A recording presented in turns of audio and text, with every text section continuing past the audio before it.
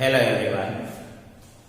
हमने आदर्श गैसों से विचलन के लिए वान डेर वाल समीकरण को व्युत्पन्न किया है। अब अपन भिन्न भिन्न दाब पर इस विचलन की व्याख्या करेंगे। तो अपने पास वान डेर वाल जो समीकरण आई थी वो आई थी P प्लस एन स्क्वायर बटा वी स्क्वायर और V minus N B equal to R. इसको थोड़ा सा अपन हल करेंगे तो P को अपन V से गुणा करेंगे तो PV, या ये n मोल के लिए है। अगर इसको 1 मोल के लिए करें तो अपने पास n बराबर 1 हो जाएगा। तो P plus A upon V square और V माइनस B RT। अब P को V से गुणा करेंगे तो PV माइनस P को V से गुणा करेंगे तो PB प्लस A बटा V स्क्वायर को V से गुणा करेंगे तो ये V से V कट जाएगा तो A अपॉन V और minus AB upon V square बराबर RT। तो AB बटा V स्क्वायर का मान नगण्य होता है। AB बटा V स्क्वायर बराबर नगण्य। अतः ये संबंध हो जाएगा अपने पास PV minus PB plus A upon V equal to RT। अब आदर्श गैस समीकरण के अनुसार आदर्श गैस समीकरण तो PIVI I लगाया पर में संशोधन किए हुए बराबर RT। तो RT का मान PIVI है तो यहां अपन RT के मान PIVI लिख सकते हैं।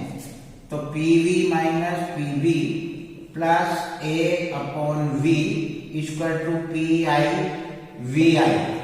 अब अगर इस बाह्य पक्ष का पूरा मान PIVI के बराबर आ रहा है तो गैस आदर्श व्यवहार प्रदर्शित करेगी, यानी कि आदर्श गैस की तरह व्यवहार करेगी। अब इसको अपन अलग अलग ताप और अलग अलग दाब पर लेकर देखते हैं कि कब कितना विचलन होगा और किस प्रकार से होगा।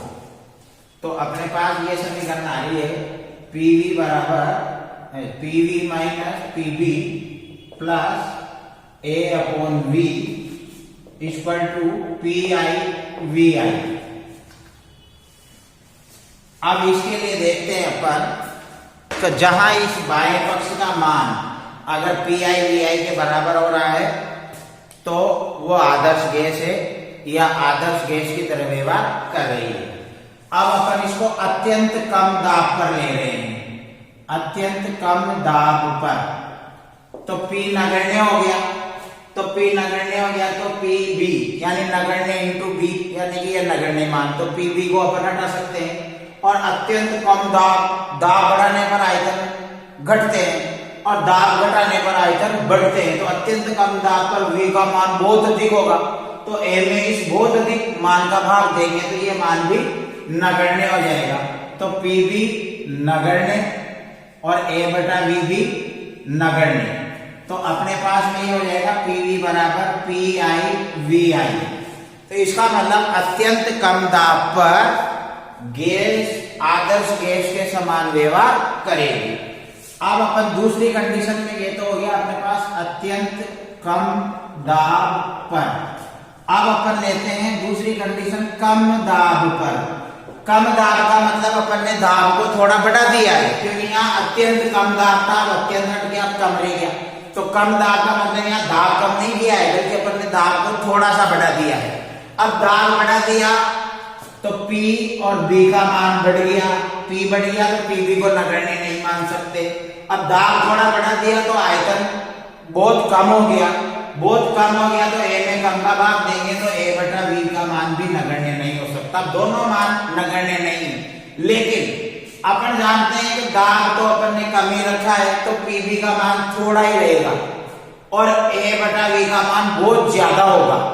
तो दो की तुलना करेंगे अपन, जैसे एक के पास 1 करोड़ रुपए है और एक के पास अरबों रुपए हैं, तो अरबों रुपए के वाले के सापेक्ष अपन 1 करोड़ रुपए वाले को गरीब कहेंगे। हालांकि 1 करोड़ रुपए वाला गरीब नहीं होता, लेकिन उसकी तुलना हम अरबों रुपयों से वाले से कर रहे हैं, इसलिए वहां पर 1 करोड़ वाला भी गरीब हो गया।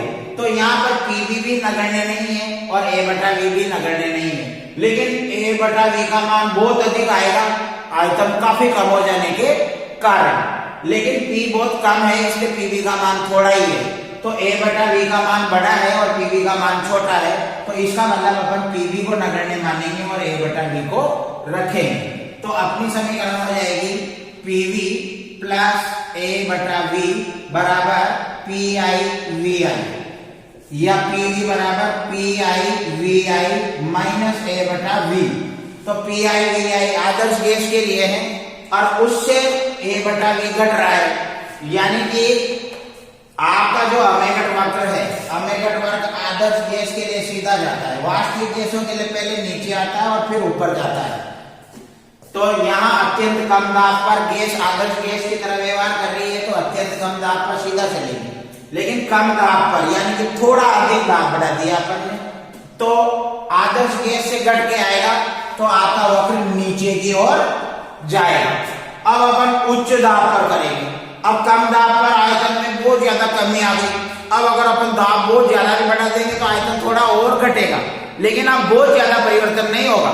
लेकिन उच्च दाब में दाब बहुत अधिक हो गया, तो इसका मतलब अब पीवी का मान काफी अधिक हो जाएगा और ए बटा वी का मान में इतनी ज्यादा वृद्धि नहीं हुई। तो अब की बार अपन ए बटा वी को नगण्य मानेंगे और पीवी को रखेंगे। तो आपका जो केस थर्ड है वो हो जाएगा पीवी माइनस पीवी बराबर पी आई वी आई। तो पीवी बराबर P I V I plus PV, तो बढ़ के आ रहा है, बढ़ के आ रहा है तो वक्र वापस ऊपर जाएगा। इसी कारण से अधिकांश गैसों के लिए जो अपन ने अमेगट वक्र देखे थे वो पहले नीचे आते हैं और फिर ऊपर जाते हैं जैसे जैसे अपन दाब में वृद्धि करते हैं। तो कम दाब पर नीचे जाते हैं, शून्य दाब पर आदर्श गैस की तरफ चलते हैं, कम दाब पर नीचे जाते हैं और उच्च दाब पर ऊपर जाते हैं। तो इसका मतलब पीवी और ए बटा वी के मान एक दूसरे के अपोजिट काम कर रहे हैं, एक बढ़ेगा तो दूसरा घटेगा। इसी कारण कहीं ना कहीं जब इनमें लगातार वृद्धि करेंगे तो एक बढ़ते हुए एक घटते हुए कहीं ना कहीं दोनों बराबर हो जाएंगे, और जहां दोनों बराबर हो जाएंगे वहां गैस आदर्श व्यवहार प्रदर्शित करेगी। इसीलिए ये वक्र नीचे आकर ऊपर जाकर कहीं ना कहीं आदर्श गैस को काटता है, तो यहाँ पर गैस का व्यवहार आदर्श हो जाता है। तो इस जगह पर पीवी और ए बटा वी के मान समान हो जाते हैं, इसलिए वक्र को काटते हुए फिर लगातार अपन दाब बढ़ाते जाते हैं तो P I V I plus PV का मान बढ़ता है, इसलिए वक्र लगातार ऊपर की ओर चला जाता है। तो ये तो दाब में परिवर्तन के साथ अपन ने अध्ययन किया। अब अपन ताप में परिवर्तन के साथ अपन अध्ययन करें। तो अब पहले रखेंगे अपन प्रथम स्थिति में अत्यंत उच्च ताप, तो केस स्पष्ट हो गया। हाँ, तो अब ताप के साथ अपन केस फर्स्ट लेते हैं। केस फर्स्ट को अपन लेते हैं स्थिति 1 को उच्च ताप पर, तो पीवी माइनस पीबी प्लस ए बटा एन बराबर पी आई वी आई, जो अपन ने वान डेर वाल्स समीकरण को हल करके निकाला था। अब बहुत उच्च ताप पर गैस काफी अधिक फैल जाएगी, बहुत ज्यादा स्थान घेरेगी, तो उसका आयतन बहुत अधिक हो जाएगा। तो इसका मतलब ए बटा वी, तो ए में अपन वी का भाग देंगे, वी का मान बहुत अधिक है तो ए का मान बहुत छोटा होता है, तो बहुत छोटे मान में बहुत बड़े मान का भाग देंगे तो ये नगण्य हो जाएगा। तो कुल मिलाकर ए बटा वी नगण्य हो गया, और पीबी जो है ये भी लगभग बहुत कम है, इसलिए ये भी नगण्य हो जाएगा। तो अपन इस समीकरण में पीवी और ए बटा वी दोनों को उपेक्षित करेंगे, नगण्य मानेंगे, तो ये हो जाएगा पीवी बराबर पी आई वी आई, यानी कि गैस आदर्श गैस के समान व्यवहार करेगी। तो दाब की कंडीशन में बहुत कम दाब पर भी यानी शून्य दाब पर भी गैस ने आदर्श व्यवहार प्रदर्शित किया था, और ताप की कंडीशन में बहुत उच्च ताप पर भी गैस आदर्श व्यवहार प्रदर्शित कर रही है। तो यानी कि सभी गैसें अत्यंत कम दाब यानी शून्य दाब और अत्यंत उच्च ताप पर आदर्श व्यवहार प्रदर्शित करती है। उसके बाद दाब में हमने कम दाब और बहुत उच्च दाब पर देखा, तो कम दाब पर वक्र नीचे आया और उच्च दाब पर वापस वक्र ऊपर चला गया। इसका मतलब गैसों ने आदर्श व्यवहार से विचलन प्रदर्शित किया। उच्च ताप पर गैसें आदर्श व्यवहार कर रही है। इसकी दूसरी कंडीशन में अपन अब कम ताप पर लेंगे। कैसे सेकंड निम्न ताप पर, यानी कि कम ताप पर ताप कम होगा तो गैस का आयतन कम होगा, तो V का मान कम होगा, तो ये A में V का भाग यानी कम मान का भाग देंगे तो ये मान बड़ा आएगा। तो A बटा V का मान बड़ा हो गया और माइनस PV छोटा है, तो हम इसको नगण्य नहीं मान सकते, तो इसको उपेक्षित नहीं कर सकते। तो इसका मतलब ये जो मान है PV minus PV plus A बटा V, ये PI VI के बराबर नहीं होगा, इससे हटकर आएगा, यानी कि गैस आदर्श व्यवहार से विचलन प्रदर्शित करेगी। तो कुल मिलाकर सभी गैसें अत्यंत निम्न दाब और अत्यंत उच्च ताप पर आदर्श व्यवहार प्रदर्शित करती है, जबकि कम दाब, बहुत उच्च दाब और कम ताप पर गैसें आदर्श व्यवहार से विचलन प्रदर्शित करती है। अब अपन हाइड्रोजन और हीलियम जैसी गैसों के लिए देखते हैं। अपन ने पहले इनका अमेगट वक्र खींचा था और इनके अमेगट वक्र हमेशा आदर्श गैस के वक्र के ऊपर ही चलते हैं, कभी नीचे नहीं आते। तो इस असामान्य व्यवहार को भी अपन देख लेते हैं। हाइड्रोजन और हीलियम गैस के अणु बहुत ही छोटे छोटे होते हैं और इनके अणुओं के मध्य अंतरा आणविक आकर्षण बल नगण्य होते हैं, यानी नहीं होते हैं। और नहीं होते हैं तो लगभग जो अपना गैसों के अणुगति सिद्धांत की अभिक्रिया में अपन ने त्रुटि निकाली थी, को उच्च दाब पर गैसों के अणुओं के मध्य अंतरा आणविक आकर्षण बल पाए जाते हैं। इनके उच्च दाब पर भी अंतरा आणविक आकर्षण बल नगण्य ही रहेंगे। तो इसका मतलब इनके लिए वक्र हमेशा आदर्श गैस से ऊपर ही जाएगा, क्योंकि जब इनके अणुओं के मध्य कभी भी अंतरा आणविक आकर्षण बल नहीं बनेंगे तो अणु फैलेंगे, तो आयतन बहुत अधिक हो जाएगा। आयतन बहुत अधिक हो जाएगा तो V का मान अधिक होने की वजह से A बटा V का मान नगण्य आएगा, और A बटा V का मान नगण्य आएगा तो PV का मान भी नगण्य आएगा। तो जब PV और A बटा V दोनों नगण्य हो जाएंगे तो PV बराबर PI VI, यानी कि PV तो रहेगा कुछ, PV बराबर ये PV minus PV plus A बटा N बराबर PI VI। अब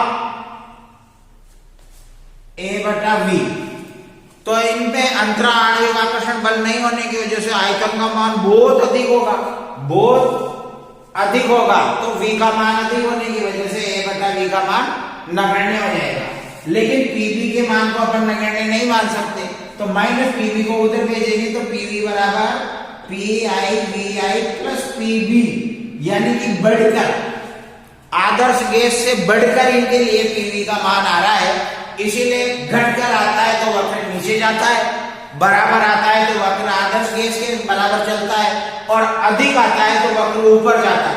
तो इनका तो हमेशा ही बढ़ के आ रहा है, इसीलिए इनके वक्र हमेशा ही आदर्श गैस के वक्र से ऊपर की ओर ही चलते हैं।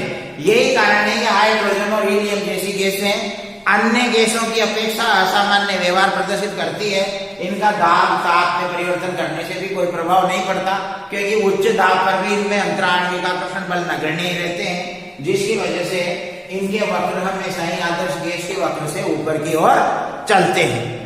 एक बॉयल ताप के बारे में अपन ने पहले बात की थी। बॉयल ताप, जिसको अपन TB, T का मतलब टेम्परेचर, B का मतलब बॉयल, TB, तो इसका मान हमेशा अपन इस सूत्र से निकाल सकते हैं, A और BR। इसको वाल्टर वाल समीकरण से हल करके आप निकाल सकते हो, उसी से ये मान आता है।